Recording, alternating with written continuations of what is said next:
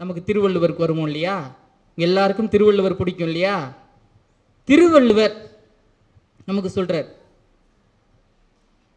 உங்களுக்கு எல்லாம் பிடிச்ச திருக்குறள், இனிய உளவாக இன்னாத கூறல் கனி இருப்ப காய் கவர்ந்தற்று அப்படின்னா பொருளும் உங்களுக்கு தெரியும். இனிய சொற்கள் இருக்கும்போது இன்னாத சொற்கள் கடிய சொற்களை பார்த்தீங்கன்னா நம்ம பேசக்கூடாது அப்படிங்கிறது. அப்படின்னா வள்ளுவர் அப்படி பேசக்கூடாது இல்ல.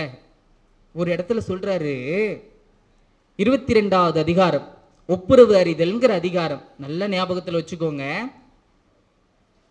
அந்த அதிகாரத்தில் சொல்லும் போது சொல்றாரு, ஒத்தது அறிவான் உயிர் வாழ்வான். இந்த திருக்குறளை அப்படியே மனசுல ஏத்திக்கணும். ஒத்தது அறிவான் உயிர் வாழ்வான் மற்றையான் செத்தாருள் வைக்கப்படும் அப்படிங்கிறார். யாரு?